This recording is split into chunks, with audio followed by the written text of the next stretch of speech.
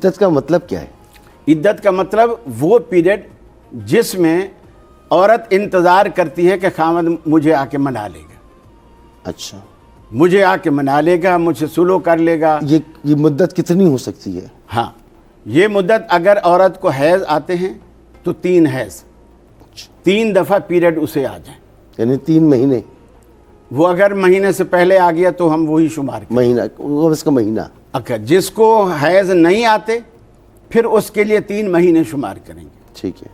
اگر عورت حاملہ ہے وَأُولَاتُ الْأَحْمَالِ أَجَلَهُنَّ أَن يَضَعْنَ حَمْلَهُنَّ، یعنی عدت کا مطلب 1 مہینے سے کم نہیں ہے. جی ہاں، 1 مہینے سے کم یعنی نہیں. ایک لیکن طلاق، اگر حیض اس نے آج اگر جھگڑے میں اس نے طلاق دی اور پرسوں حیض آ گیا، اس کا 1 مہینہ ختم ہو گیا. ٹھیک ہے. اس لیے ہم واضح لفظوں میں کہتے ہیں جس عورت کو حیض آتا ہے اس کی عدت 3 حیض ہے. ٹھیک ہے. اور جس کو مثلا بعض کو بیماری ہوتی ہے نہیں حیض آتے، اس کی عدت 3 قروء، 3 حیض. اور جس کو نہیں آتے تو اس کے 3 مہینے ہیں. اور جس کو حمل ہے اس کو اولات الاحمال اجلہن ان یضعن حملہن، اس کی عدت جو ہے وہ وضع حمل تک ہے. ٹھیک ہے. وہ 9 مہینے بھی ہو سکتی ہے، وہ 8 بھی ہو سکتی ہے، 2-3 مہینے بھی ہو سکتی ہے. ٹھیک ہے. یعنی وہ اس کی تو اس عدت کا موقع حمل کے دوران طلاق نہیں دی جا سکتی. دی جا سکتی، بالکل دی جا سکتی. اچھا. یہ جو رجی طلاق ہے عدت پوری ہونے کے ساتھ ہی بائنہ میں تبدیل ہو جائے گی. اچھا. یعنی بائنہ کا مطلب جس سے ان کا وہ جو عقد تھا وہ نکاح ٹوٹ جائے گا. ٹھیک ہے. اب یہ اس کی میں چاہ رہا ہوں آپ بالکل قرآن کے مطابق بات کریں اس وقت. وَإِذَا گفتگو پھر آگے اسی پر. طَلَّقْتُمُوهُنَّ لِعِدَّتِهِنَّ، جب تم طلاق دو تو عدت کے لیے طلاق دو. تو آپ جب عدت کا موقع ہی نہیں دے رہے، ٹھیک ہے، تو قرآن کہہ رہا ہے عدت کے لیے طلاق دو. تو عدت کے لیے طلاق میں کیسے دوں گا جب موقع ہی نہیں دے رہا. رہا سیدنا فاروق اعظم رضی اللہ تعالیٰ عنہ کا فیصلہ، تمام محدثین کہتے ہیں کہ ان کا یہ فیصلہ تعزیری حکم تھا، اور ہر حاکم وقت کو اپنی رعایا کی اصلاح کے لیے یہ اختیار ہوتا ہے، وہ تعزیری طور پر کسی بھی کام کی اصلاح کرنے کے لیے کوئی حکم ایسا جاری کر سکتا ہے. یہ شرعی حدود میں یعنی رد و بدل نہیں ہے، تعزیری حکم ہے، اور بعد والے کسی بھی حاکم کو وہ اس کو بدلنے کا بھی. تو حاکم وقت جو ہے قرآن کے کسی فیصلے کو تبدیل کر سکتا ہے؟ تبدیل نہیں کیا. یہ نہیں کہا کہ آج کے بعد ایسا ہوگا. میرے دور حکومت میں لوگوں نے اتنی طلاقیں دینی شروع کر دی، دھڑا دھڑ طلاق دی، پھر اگلے دن بلا لیا.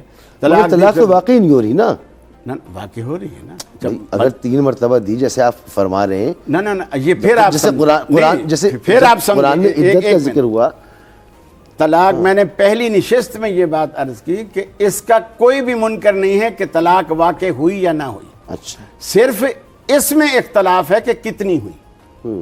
واقع ہونے کا طلاق واقع ہو، یہ میں کہہ رہا ہوں مکمل اب رجوع نہیں ہو سکتا، وہ والی کیفیت تو نہیں ہے نا. نہیں، وہ والی کیفیت تب ہوگی اگر وہ یا تو عدت گزر جائے 1 طلاق کے بعد. ٹھیک ہے.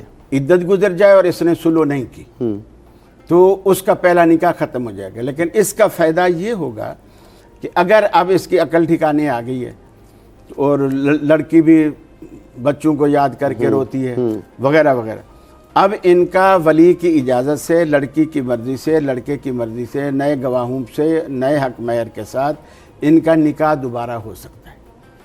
1 طلاق کا یہ فائدہ ہے. یہی ہم نے ذکر کیا بھی. اچھا.